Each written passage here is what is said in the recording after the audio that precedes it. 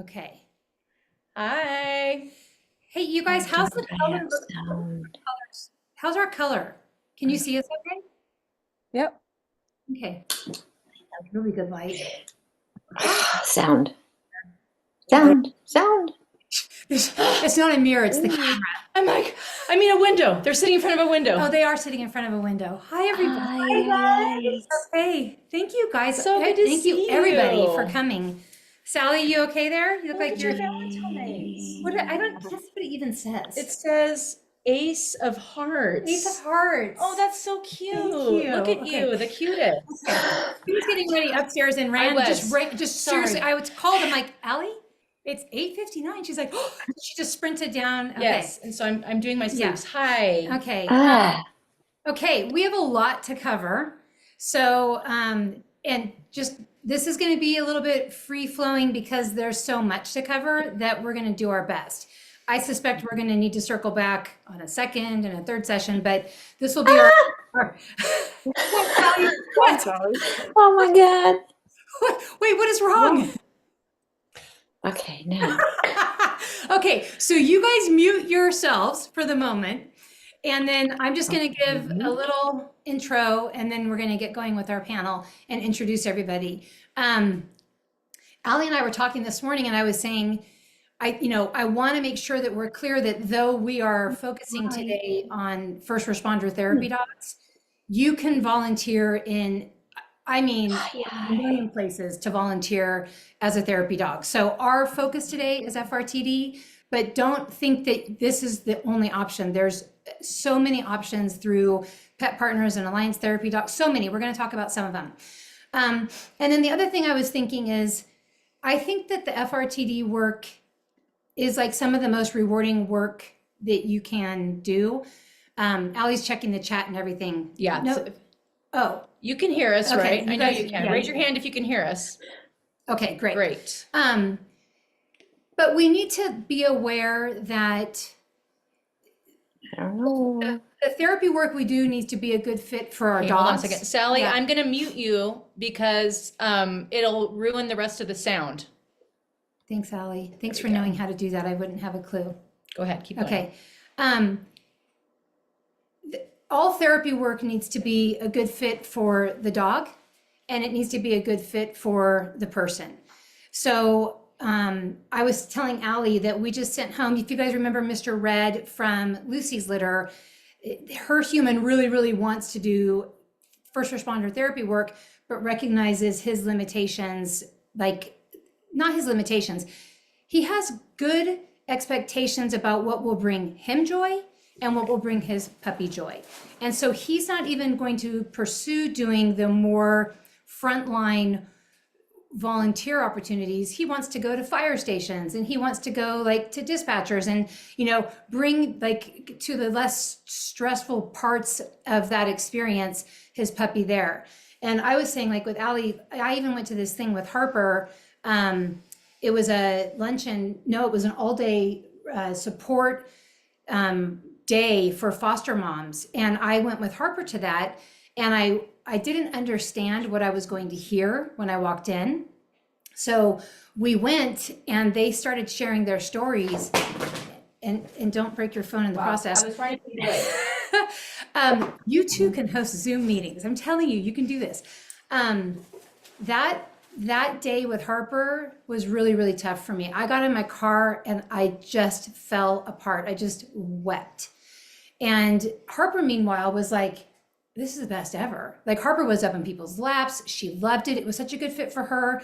I have been processing that since and wondering, is that the right fit for me? Like it was so emotionally Charged. Yeah, and I just wasn't ready for it. And so we just need to be cognizant of that when we think about doing first responder work. Like, where are we going to be a good fit? Like, because we're like the invisible, we just hold the leash and we let the dogs do their work. And we need to know that we can do that as a human being, that we can be sort of their silent partner, not silent, but these guys are going to talk about what that means and how you handle yourself in those settings. So that's the backdrop, is as we're talking about pursuing first responder therapy work or any therapy work, that you're not only thinking about what your dog would be a good fit for, but what you would be a good fit for.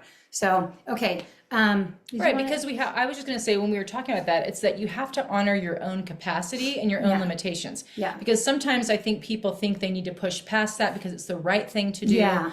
But I think we have to honor our own humanity in that and know what can we hold, what's our container like. And because of our life experiences, because of the trauma that we've experienced, because of all the things that have happened, we're going to have certain capacity for certain things that we can hold and things that we can't, because it taps into something so much deeper for us Yeah. that it makes us not useful in the rest of our lives. If you're going home from being with people's horrendous stories and it's limiting your ability to connect with your own family, to function in your own life because you don't have space inside you to bear the weight of other people's stories, then that's not a good fit, and you shouldn't shame yourself for Yes, it. yeah. You should just understand this is my capacity, this is my limitation, and if that's not going to be a good fit for me, there's probably a lot of other good fits. Yes. Because the last thing that we want is for the people that are in need of a therapy dog to feel like they have to bear the weight of our emotional process. Like, I don't know how many times I've been in a tough traumatic situation,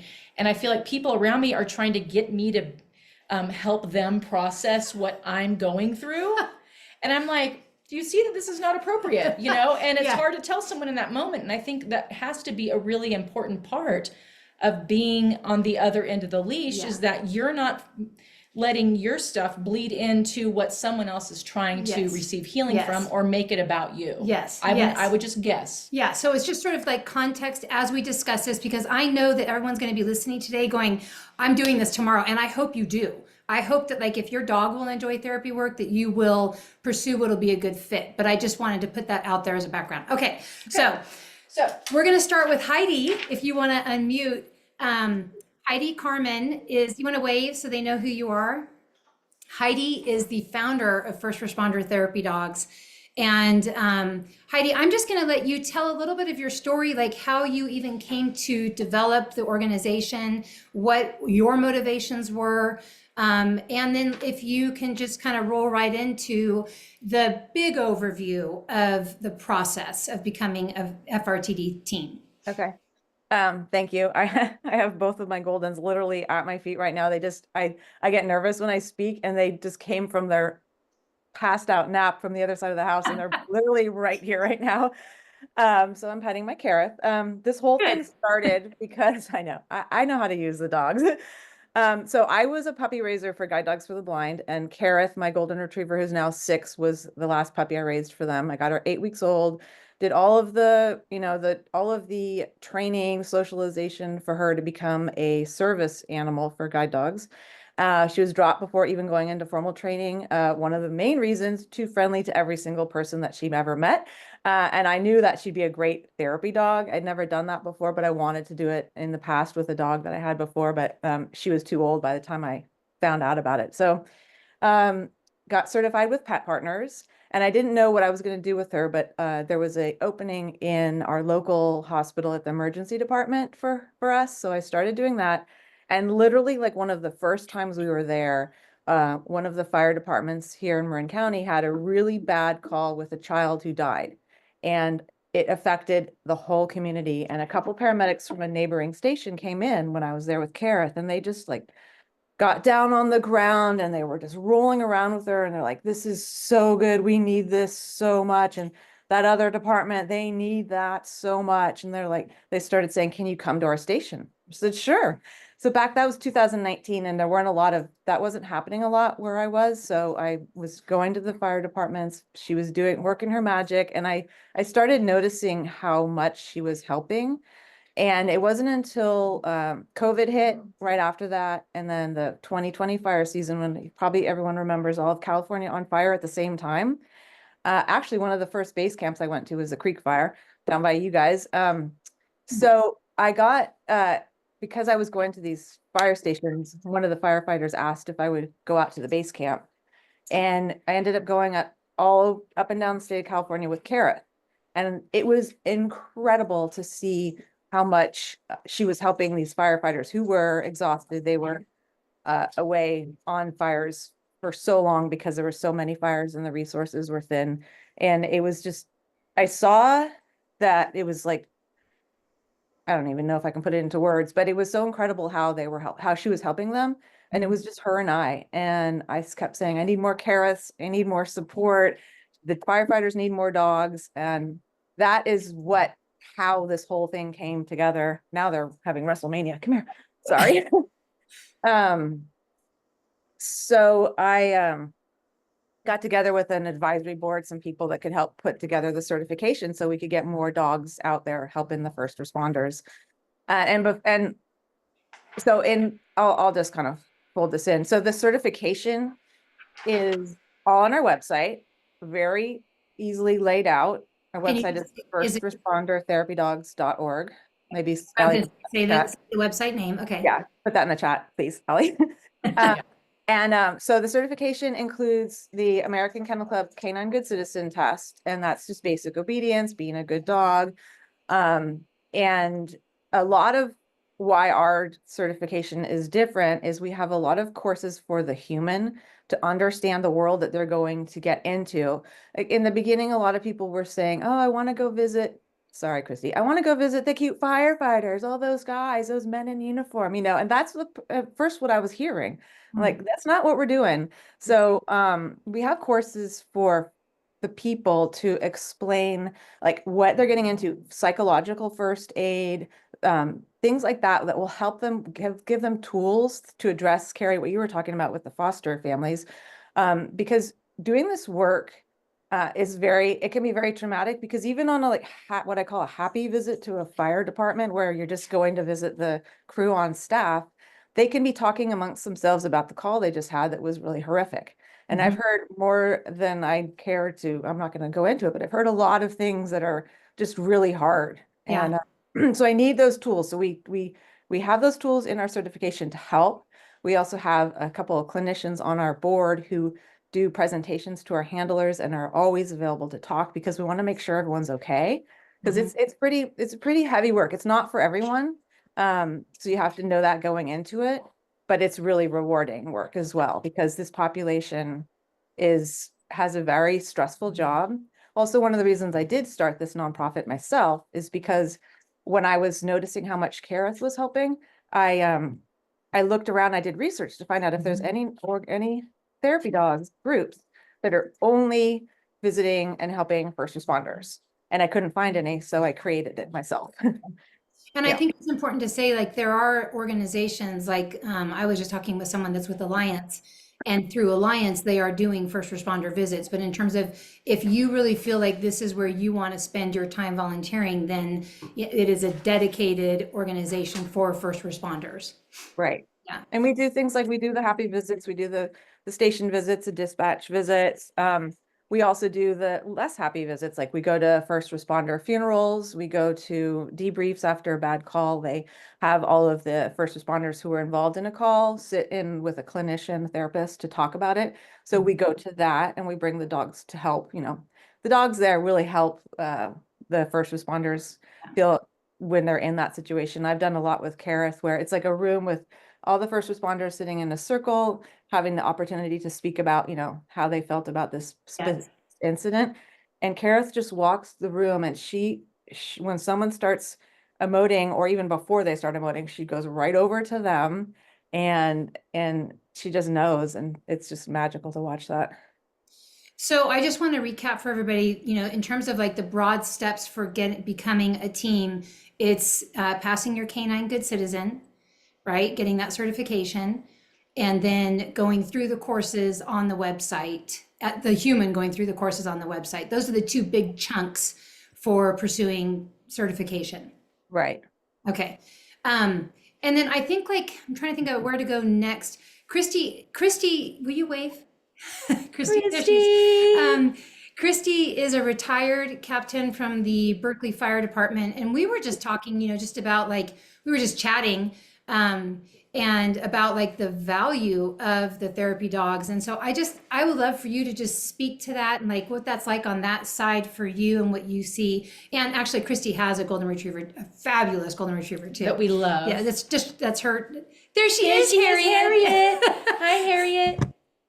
Well, yeah, and really kind of your experience and what should people know from a firefighter's experience? Because it's one thing, as we were talking about, just as on a friend level, of like what it's like. I mean, you have Harriet, oh, she's so squishy. But what's your experience like? What should someone who is being a therapy dog handler know? What is there to know? Because I think a lot of times we can get into that mindset of we want to do this really good thing and we want to participate in this really good thing. And there are things that maybe as a civilian or non-first responder that we don't understand. We don't know what the situation is. We don't know what's happening. And I think that that's a really valuable, important piece And to understand and perspective that you Yeah. can really bring. So I would love to hear from you. Well, good morning, everybody. So when I was working, been retired for about 10 years. And when I was working, there were no therapy dogs, and there was actually very little therapy, and therapy was, a bad word. And it was definitely the suck it up buttercup era. And that cost me like dearly. I ended up getting PTSD and struggling so much more than I needed to, just because of the whole like shame around it. And one thing that I have seen is, how that's really changing, and the conversation is changing, and it's okay to say therapy. And now there's therapy dogs like almost everywhere. And I know of other organizations that are doing first responder therapy dogs also. And I remember telling Kerry and Aly just the other day, like how heartwarming it is just to know that people want to help, that people like even care, because we actually do get vilified and hammered. I mean, in the media and the public, and, we cost a lot of money, and we sit in recliners and eat ice cream and all that kind of stuff. And so, so having these organizations, do so much work to support us is pretty amazing. And it feels really, really good. And also going through this, my PTS journey, I've learned so much about like why our job is stressful. I mean, besides the obvious, we go on, we see horrible things, we experience horrible things, we're in danger, all that kind of stuff. But it's like, what is really going on? And it's the physiological things that are happening to us that we like don't even know that are happening to us while they're happening to us. And like really simply, like therapy dogs, like it has been scientifically proven that dogs, like petting a dog and playing with a dog, can reduce the cortisol levels in our bodies. And that's part of our problem, is that we have just like extraordinary amounts of cortisol just like coursing through our bodies like all the time. And I read a study where they measured cortisol levels on firefighters like throughout the entire shift, whether it was right after a really bad call or whatever. And they found that even when they were sitting in their recliners, eating ice cream, watching a movie, their cortisol levels were through the roof. And that was because they know at any second, or I should say, we know at any second, that all hell is going to break loose, that anything can happen. And so we're on this incredibly like high alert. And so having these dogs visit is, it helps with that like tremendously. And it just makes us pause and be present. And it kind of like, it changes the scenery. And I would have loved to have therapy dogs around when I was going through, or when I was working. That would be amazing. But some of the things that we also had talked about, that people who want to get into this work and having therapy dogs and visiting base camps and fire stations and all that kind of stuff, there's so much that goes on that like the public just doesn't know about. Like you just really can't know unless you're in it. There's ways that we talk to each other that could just sound horrible, and it's just part of our banter. We have a horrible sense of like dark humor that if people knew what we talked about or the way that we like handled stuff, I mean, people would really be horrified.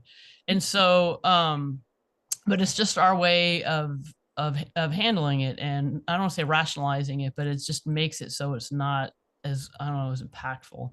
Well, if you're dealing with trauma on a regular basis, Right. trauma is your normal. And so I think normalizing that kind of just jibber jabber, Exactly. of course, that makes so much sense to me. I mean, Exactly. I still love dark And so when humor. you visit fire stations, you may hear some of these things, or you may see some of these things. Like, I mean, some of the stuff that was like posted on bulletin board. I mean, and this isn't like racist, or this Yeah, isn't yeah. bad stuff like that. This is just like, like maybe an example is like we had somebody who would call 911 all the time, and they would always say like crazy things on the dispatch, and we just like had a running, like just writing out like the things, you know what I mean? It's like if you walked in, you'd be like, oh my God, these people are horribly insensitive and they don't care. And it's like, it's just how we dealt with it. Yeah. So these are some things that you may see.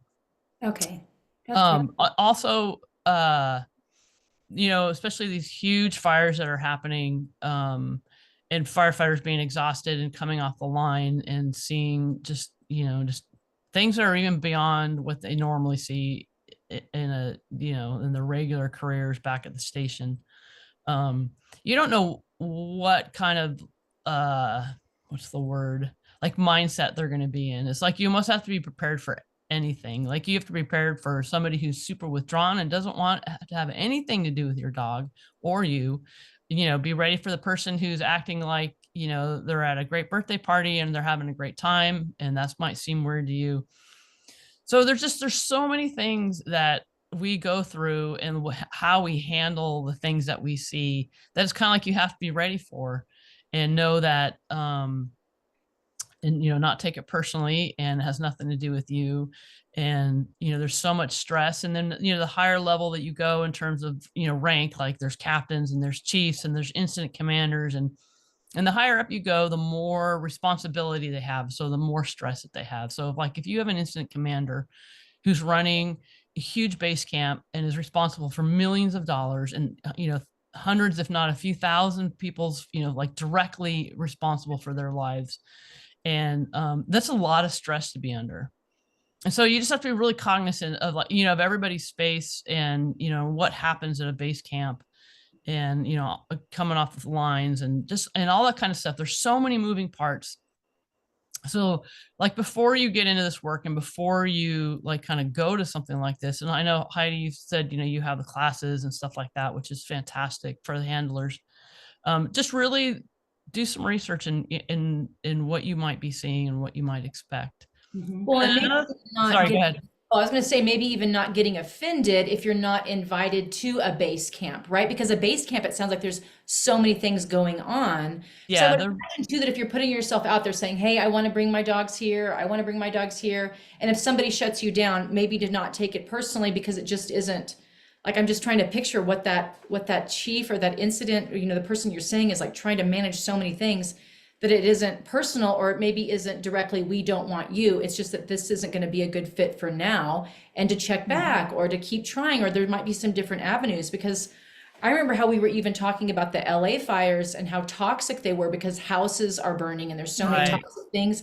And you were saying how sick these firefighters Yeah. are. They're really, really sick, like vomiting and very, very ill. And there's a lot of things there's a lot of moving pieces. And sometimes, like, if somebody, I would guess, is at their wit's end and they're pushed to their maximum as somebody who's responsible, they might not want one more thing to be responsible for, Exactly. even though we can think, well, this was a help, we want to help. And I think that happens probably I mean, I would guess, I don't know for sure, but I kind of feel like maybe that's some subtext here. Yeah, no, absolutely. And yeah, and you just, like I said, it's almost like you have to be like ready for anything. And because that's what happens, on these big fires, or even small fires, or even if you're doing like a friendly, happy visit to a fire station, like at any second, those tones can go off, and like just like pure insanity is going to drop. And like we're ready for it all the time, but you may not be ready for it. And it might be like, get the F out of the way, because I don't want to run over your dog. There's loud noises, and you know what I mean, and the engines, and you got newer guys who are just going to jet out of the station really quick, and so you just have to be kind of ready for all that stuff, and not to take it personally, and like really remember why you're doing that service. And then Aly brought up something really quick too. So like these the fires down in LA, I mean, they're wildland fires, but they're mostly homes and businesses and buildings and structures that are burning. And these guys that are coming offline are full of so much toxic gunk. And if they come and they pet your dog right away, they're spreading that all over your dog.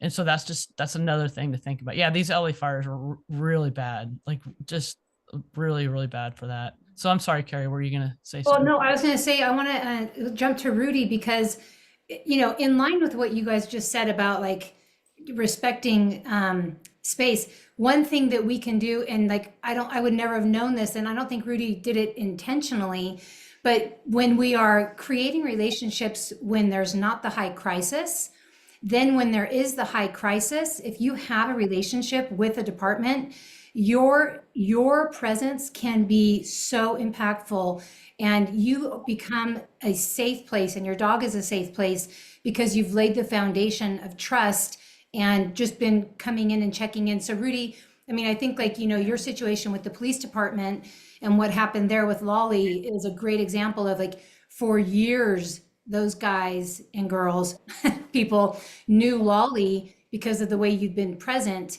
and then they had a crisis. So I'll let you just share That's, that. just really quick. That's such a great point. That is such a great point. Yeah, because it's not a stranger in your midst. And the dog's not a stranger. The dog is a place of refuge already before the crisis hits. So go ahead, Rudy. I would agree with that. I think laying a foundation in any environment, getting that base built up is so critical. So, yeah, as you mentioned with Lolly, actually before first responders had even started. You know what? I was going to say Rudy. I mean, I feel like everybody knows Rudy. I say the name Rudy, and it's like, oh, everybody knows who Rudy is. But I'll just real quick give an intro.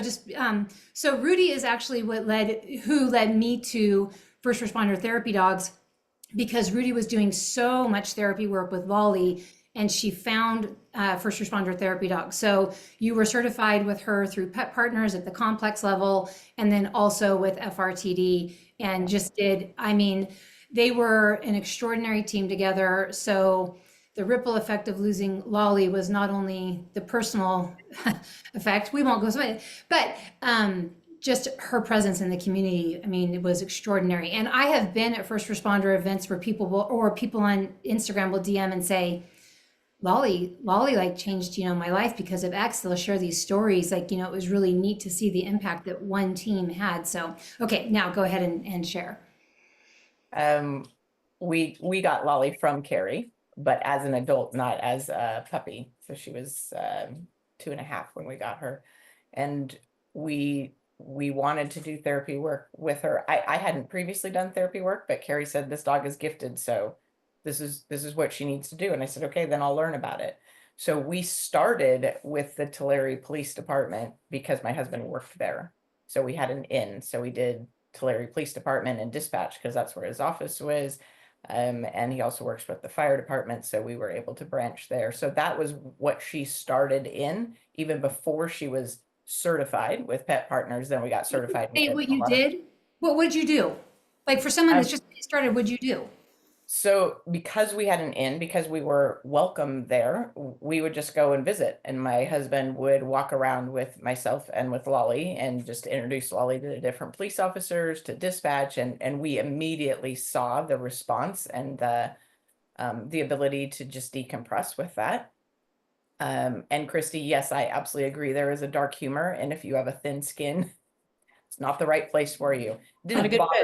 Didn't bother me at all. Like I got it really quickly. And so Lolly was comfortable there. They were comfortable there. We went at least twice a month for years. And then, and Lolly was doing a lot of work. She was on call for, Heidi knows this, she was on call for the whole Central Valley if there was a crisis incident. So we did debriefs. There was a officer shot and killed in a town near us. We did the debriefs for them. But at my husband's own department, there was an officer who committed suicide on duty. And the chief requested Lolly before the chaplain even showed up. And that's not about me. That's about them knowing the dog and what the dog could do. The dispatch had to take the call for their own friend who was on duty. He left dispatch and went and shot himself.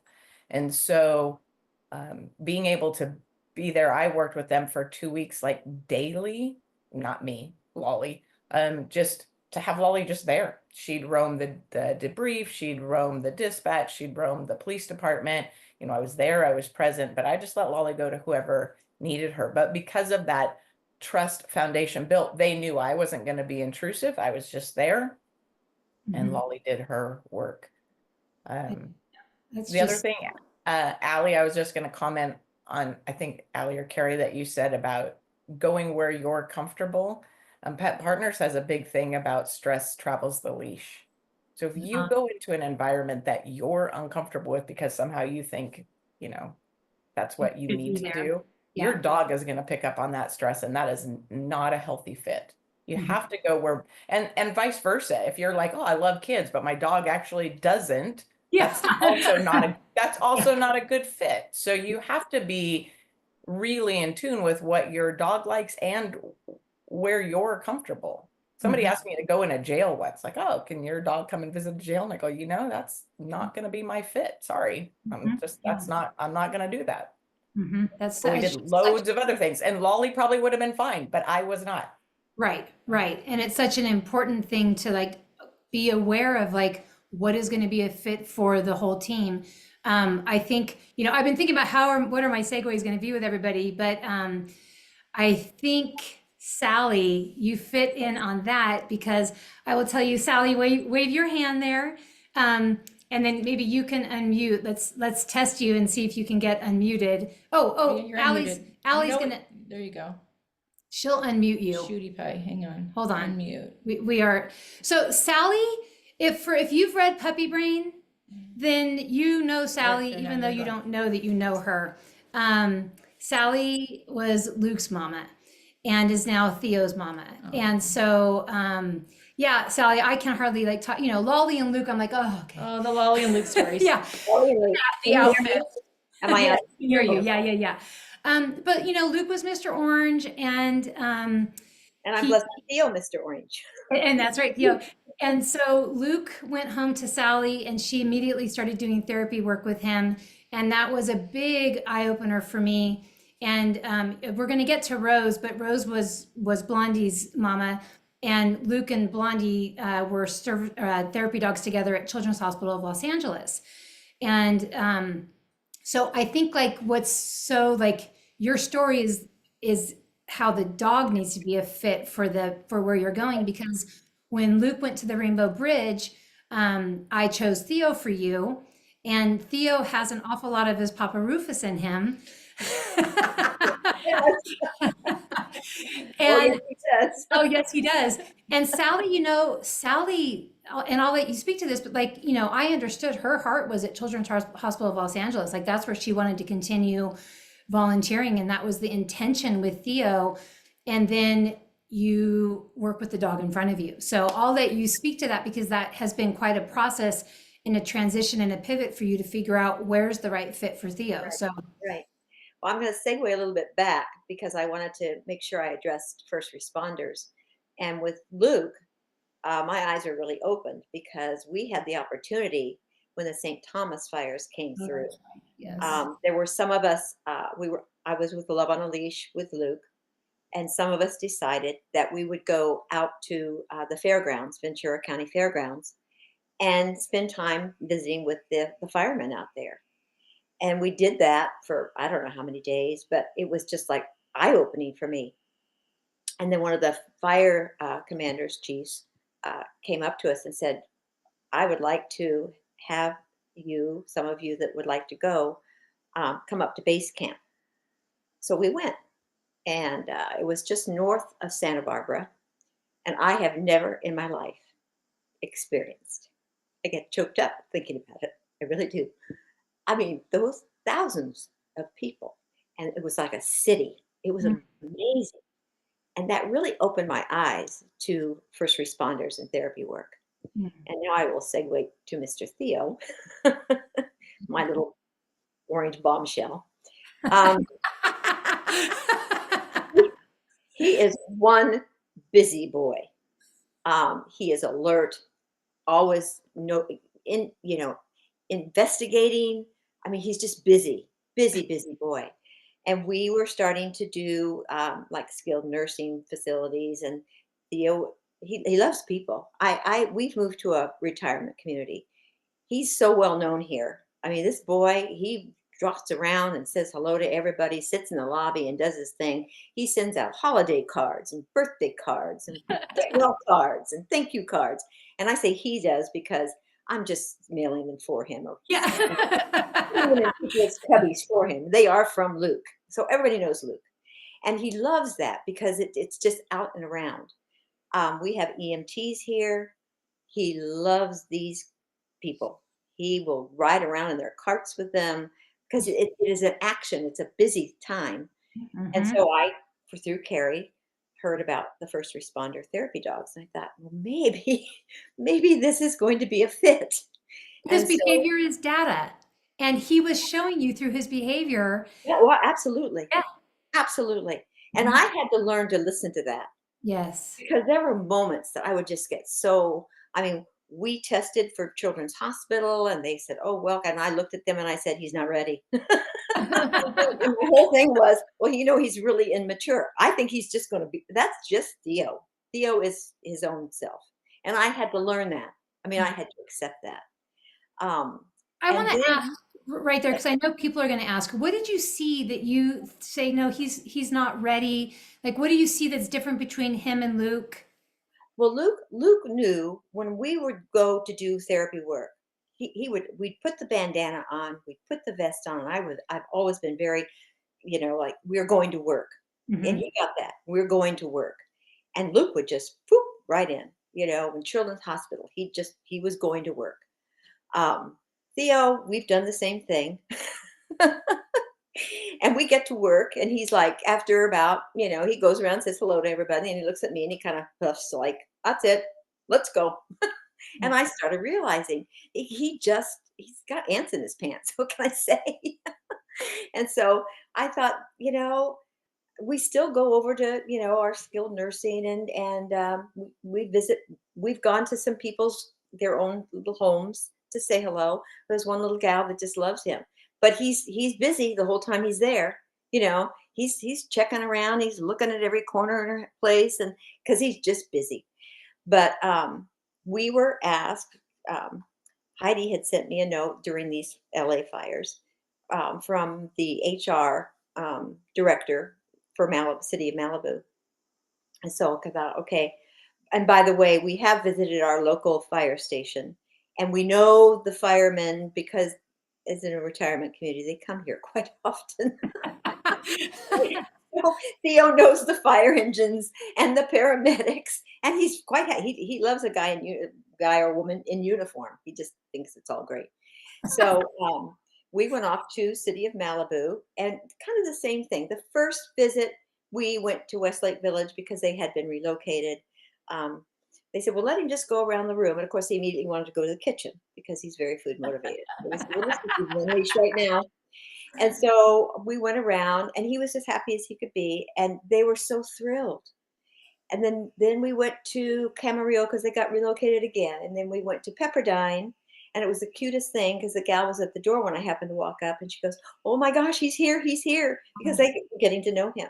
And she opened the doors and said, Theo's here, our hero's here, Theo's here. And at that point, I kind of let him off lead and he just popped around. I thought, this is what he's about. We have found a niche. You found your fit for him. So our fire station, which is just dilapidated, they have been rebuilding a new fire station, like just blocks from us. It's beautiful. It's taken them almost 4 years to get this thing done, I guess because of finances, whatever. But we're so excited because they are going to open the end of this month. And so we are very close by. So excited to start dropping by and making visits. So, and like I say, he's 3. Luke didn't start going to Children's Hospital until he was 5. I don't know. He might mature, or he might say, this is what I want to do. And that's fine. We give him agency to do that. So Yes. Oh, I love it. And I love seeing those pictures of Theo because, just at the EOC, like he just was in his element. You could just see. He was having fun. Yeah. Now, the legacy of Blondie and Luke, I will just emphasize this with Rose here too. We always thought, gee, Theo and Chloe, Yes, it's so cool to go back and have them, be the children together. Yes. Yeah. I don't Well, and know. that's what's, for me is their breeder is just so interesting to me because these two were siblings. Yes. So Sally's dog, Theo, and Rose, will you wave your hand? Rose is Chloe's mama. They were siblings and had a lot of, common things that I saw in them. And you just don't know, like you have to honor who your dog is, and they are who they are. Yep. And so, like Rudy's raising Annie right now, although Annie is looking like she's going to be perfection. Oh, here we go. Poppin's little girl. Oh, there's yes. Oh, there's the wag. There's the wag. Yeah. And like, we're all just so hopeful to see like who Annie's going to become, but she is going to become who she is. Like we don't change who that core person is in our dogs. They're little sentient beings. And so I love that you honored who he is and found the right fit for him. Rose, I get more questions about Chloe because people are so like, wait a second. Wait, I'm confused. Wait, Chloe's at Children's Hospital of Phoenix? Wait. Chloe's at Children's Hospital of Los Angeles? Wait, what? So Chloe's at Hope Assisted Credit? You are confusing people, Rose, in a really good way, because I think Rose is a great example of when you have a dog who you look at and think, and you could do more and would enjoy doing more. And we as a team could do more. Like, I'm hoping you'll just share your path with her, because Rose had Blondie before. So maybe you could just share a little bit about Blondie, the transition to Chloe, and how you have done all the things you're doing with Chloe, including first responders. Perfect. Well, I knew nothing. Can you hear me? Yeah. Okay. I knew nothing about therapy dogs until I had Blondie at Griffith Park, and she'd passed everything in 8 months. And they approached me and said, you've got to have this dog be a therapy dog. So, well, believe it or not, Chloe's even more exceptional. She passed her at the complex level at a year and 1 week past Pet Partners. And so we started working at Children's Hospital, LA. And then we started working also at Phoenix Children's, but the orientation was longer there. And it was through Phoenix Children's that they said, this dog needs to be a Hope dog. And I had no idea what a Hope dog was. And then I found out that she had to work at least 1 full year in a hospital prior to becoming a Hope dog. And a Hope dog is animal assisted crisis response. And we are only called up for crisis. When she's on deployment, she is considered a working dog. So they're allowed to be on airplanes. They're allowed to stay in any hotel. They're allowed the same rights as, you could say, a service dog, but we call it, they're a working dog. And we just got back from LA. And now, after what Chrissy said, I understand why we had to go meet the firemen from 5 to 7 in the morning. Yeah. It was because they were the ones ready to go out on the shift. They were already showered and cleaned up. I did not quite understand why we had to be there at 5 a.m. in the morning. Now I know. See, But that's when we were in LA, we worked, we went to the schools down in Malibu. And we then also worked with the and you did that through Hope. through Hope. Okay. Yeah, Hope got all these requests, and there's numerous requests still. Go ahead. I just know, I think that's interesting. And I don't know if this is true, but I wonder if the level of crisis that's in LA right now is appropriate for a Hope dog, but not quite ready for FRTDs on a large scale. And Heidi, you can speak to that too. Like, we're going to get to the point where the FRTD dogs are really being deployed, but right now is the level of crisis so high that it's more the Hope dogs? I don't know if that's. Let me, when we went through the testing, we went through a 3-hour evaluation of Chloe and I. And they put us also through kind of what you were referring to, Kerry. They put us through crisis situations to see how I would respond as well as how the dog would respond. And Chloe, once again, was just this, they said, we don't have dogs that act like this. She was amazing. So then after they passed the 3-hour thing, then we went to a full 3-day workshop down in Fountain Valley, California. And it was 12-hour days. And even when you went to the bathroom, somebody in a green shirt, which is a Hope person, had to go with you. They had to hold your dog and make sure your dog behaved perfectly. Wow. And we went through, long days. And then we ended up doing the airport so that they would learn how to go through the TSA. And then we, did fire stations and did ambulances, but they had, the sirens going for the fire trucks, and it had to watch. They went with 12 teams. We're doing the 3-day testing. And after the first day, one team was dismissed. I really don't know why, but they were. So they really prepared us, and Hope's been around quite a while. Mhm. They've been around like 30 years or something. And so they're pretty established in the community. Yeah. So I think that's why, because when we were in LA, we were called to schools. We were called to the ambulance place that responded to all these fires. We were called to the police station. We were called to the fire station. We also worked 2 days or half days at the place where they had FEMA, but inside they probably had 50 booths for everything from mental health to getting your social security card to turning off your SoCal gas. I mean, they had booths for all the people who had lost their homes. Mm. And, when we were working with the children, one thing I was kept reminding myself, you can't ask them, do you have a pet? Mm. Because it was sad how many people lost their pets. I mean, we heard more of this when we were at the place in Pasadena, where the people were going for help, because people would walk in and they'd see the dog. They had me right in front where they registered by the mental health place. And it was just fascinating watching the dogs and watching the people. It's so tragic. Yeah. So tragic. I wanted to pop in and say something really fast because I didn't say this at the beginning of our time. Oh, yeah. Is that I'm real aware of the question and answers, and I really want to get to those. But that's, I think, maybe at the end of our Yeah, time. and we're So, quickly- and we're quickly And I approaching. wanted to ask Heidi a question. Like, there's a couple that I feel, this is why I knew we would do this, but I think we've done a good overview of like so many ways you can go as a team with your dog, We have a lot like, of questions. and just, but Heidi, one question I get back regularly is, can people be a part of X therapy dog organization, whatever it is, and FRTD? So on the FRTD end, how do you handle that? Yes, absolutely. If someone is certified with us, they are more than welcome to go certify with any and all other organization that will allow that. My feeling is that the more, the better. The more therapy work we all can do in different situations, the better. So yes. But it doesn't always go the other way, because there are therapy dog organizations. Yes, that's right. There are therapy dog organizations. I don't know names of specific ones, but if you're certified with them, you cannot also be certified with someone else like us. Yeah. So it's a question that's worth asking if you're not yet certified. If you really want to do FRTD work, yes. Well, if you really want to do FRTD work, check with your therapy dog organization to see if you can do both. Go ahead, Sally.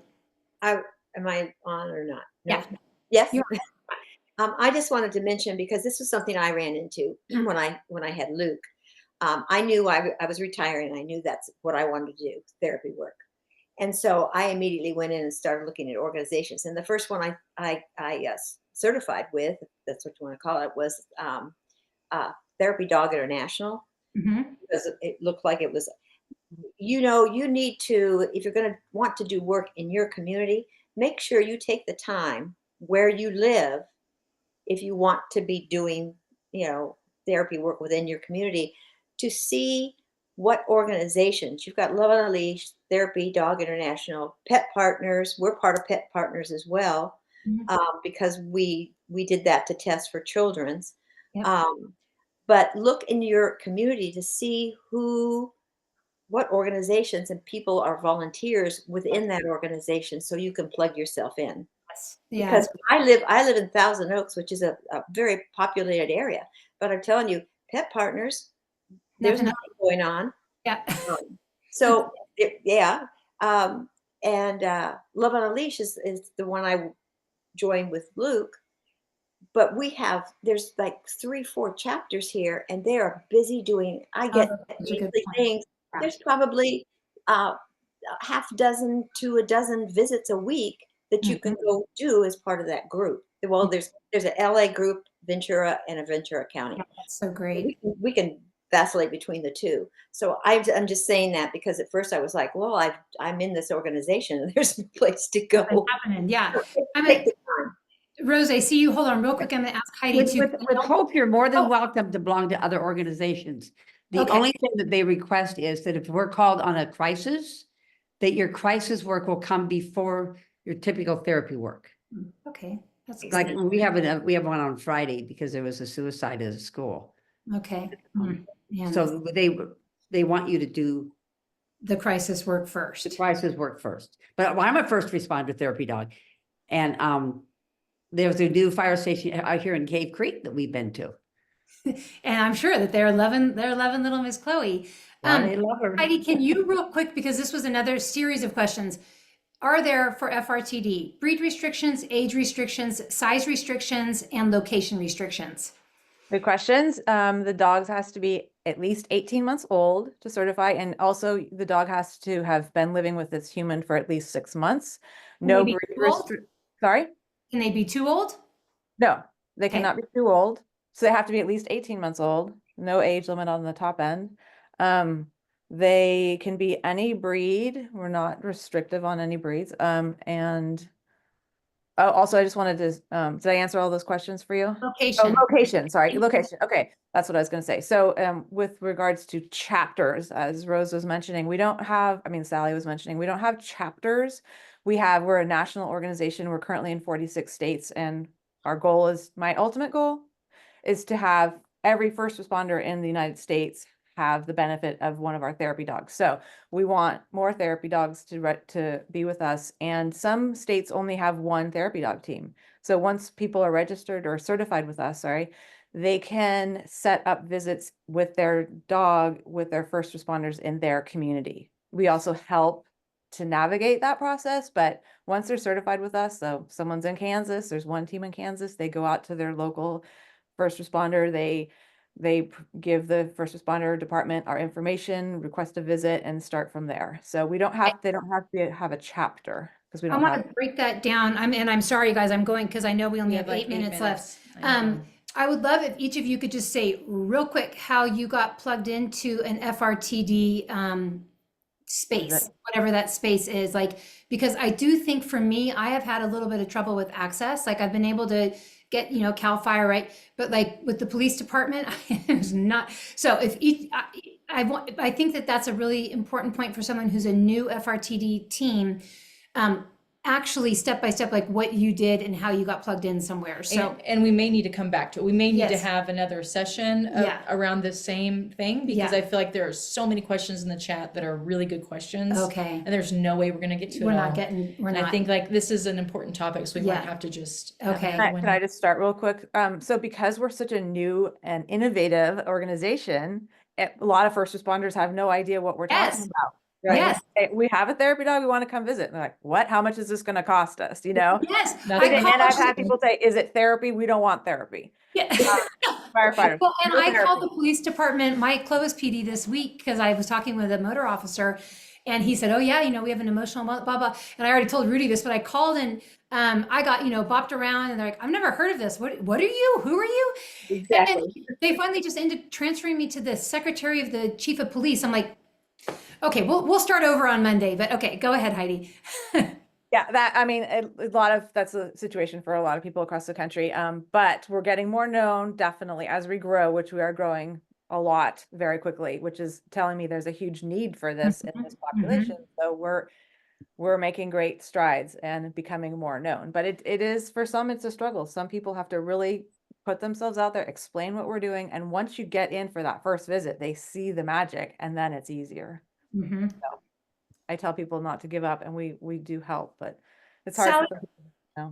how did you contact your local fire station? Did you ask me? Yeah, Okay. I just went over there. with Theo. No, I didn't go with Oh, Theo okay. first. I went with a brochure. Oh, great. Okay, you went with a brochure for FRTD. Yes. Great. Okay. Rose, have you done something like that? Well, I mean, I ended up at a fire station because I was at the grocery store with the grandchildren who saw firemen there. And of course, I had to run with them to their truck, and they were in the truck. And then they told the firemen all about Chloe. Of course. The firemen said, well, we have a new station. Come on over. Okay. Okay. So it's these one-on-one connections. Rudy, the what about grandkids. you? We were already involved with the police department and some fire. It was FRTD was new. I think I got in just before their 1-year anniversary. So it was like the 2015. I know. It's Yeah. been, and I've been on base camp with Heidi and Kareth, which was a privilege, and goodness, I think I gave out 800 cards or something that day. It was insane. That was on the big Yosemite fire. But yeah, I would say largely it has to do with making a relationship. I have handed out brochures, or I'll call and say, this is what we do. I can send you information, but a lot of it, I mean, our best has been personal contacts. I also, when there's been opportunity, like they had a big thing in Fresno for first responders, and it was like they were doing a movie about 911 and PTSD, and I went and I sat at a booth and I handed out brochures, and I had Lolly there, and that was huge because from that we got a lot of other people who ask us to come do visits. So it's just being present, building those relationships. It's hard to do a cold call where you don't know anyone. Yeah, yeah. Okay, and just to speak to all of the people in The the chat. question and answer, because there's both question and answer and chat. And so I'm trying to manage both. And the computer is precariously perched upon On a box of wine. table. There's a table with boxes of games and wine. So me trying to go click, clack, click is like, I can't do it right now. I'm sorry, without wrecking our whole thing. And also I won't know, with some of my even own learning disabilities and typing really quickly, I will make some mistakes when I'm typing out the things. But I hear you and see you, that you want websites, that you want more information, and that is exactly what we want to offer you. We will figure out some way to get that to you. I just didn't want you to know that we're ignoring you or ignoring the chat or ignoring the questions. It's like, okay, how can we do this? And we're both figuring it out still. So, but we hear you. I will post on Instagram the website for FRTD again, but feel free to email me, reply to that invite that you got for this Zoom session. And I will just ask that you put in the subject line, like start a new string to me if we've communicated before, and put in their FRTD question, because I have 1,000 emails in my inbox right now. So if I have 10 minutes to Zoom through emails, I have 1,080. So if I can just boom, boom, boom, boom, I can get to those real quick questions easily and not get mucked up in previous conversations and stuff. So Heidi, are you trying to say something? I am. Yes. Also, if anyone has a specific question for me about first responder therapy dogs, to not inundate Kerry's overflowing inbox, you can email me directly at Heidi, HEIDI, at firstrespondertherapydogs.org. Heidi at First Responder Therapy. And so obviously we have to do this again. I mean, the questions are just blowing up, and we didn't get to any of them because we did what we needed to do. That's right. So I feel like yes, go ahead, Rose. I was trying to show this picture of the grandkids with the firemen. Oh, it's we not can't showing, see it it's not because showing. it doesn't work. Yeah. Oh, it doesn't work? Okay. Okay. Yeah. But do any of you, we have 2 minutes left. Do any of you feel like we missed something that's really important? Yes. This is a pet peeve. I'm just going to say it because if I don't, I will lose sleep. It's firefighters, not firemen. We need to be respectful of all genders. Thank you. Yeah, I know it's how I do it too, and I have to catch myself, because it's that the neural pathways. We have the brain pathways. Yeah. So yes, Yeah. I want to thank each of you for coming, because I mean, I just think the work you're doing is extraordinary, and you bring really great perspectives. And I really hope that we are part of the ripple effect of getting more teams out there and being supportive of our firefighters and first responders. So Yes, Pardon, go ahead. and some people in the chat had said, thank you so much. how do I to preserve all this of chat? you. Oh, sorry. I'm not the one to ask. You Does and me anyone know? repeat and repeat I don't want to over like, here. yeah, Rudy, what do we do? I don't want to lose the chat because I want to see everything. Before you close out, you can click over to it and then highlight it and save it into a Word doc. That's the quickest Oh, way. okay, I know how to do that. Okay, All all right, right. so we're gonna work on that and we'll Okay. figure it out. So for next time, we will have, we'll be prepared to answer some of the questions that kept coming up, because we want you to walk away with tools to figure out how you can participate in this, or how your dog can participate in this, and all of that. So we'll make sure that we We'll get address all we'll of get the those gang things. back together. Gang will get back together. Yeah. All right, you guys go have a right. great day, y'all. Y'all. Bye, y'all. Are you cutting Thank you, it? Kerry and Aly. Okay. Oh, thank you so much. Thank you so much. You guys are the best. We're not closing it because I'm we're not trying to closing cut it. and paste. I'm gonna just go all the way Yeah. up to the tip top. Here I we go. did, so that you all can see what this And looks like. I did post see. it on Instagram so you could be wowed by the high-tech situation happening behind the scenes here. Did you do it? Did you I did. get I it? did Command C, so I've Okay. got it. Okay, we're great. All right. Bye, Bye, guys. everybody. Bye. It's over here. Oh, thanks. I'm so glad I can't figure anything out. And web.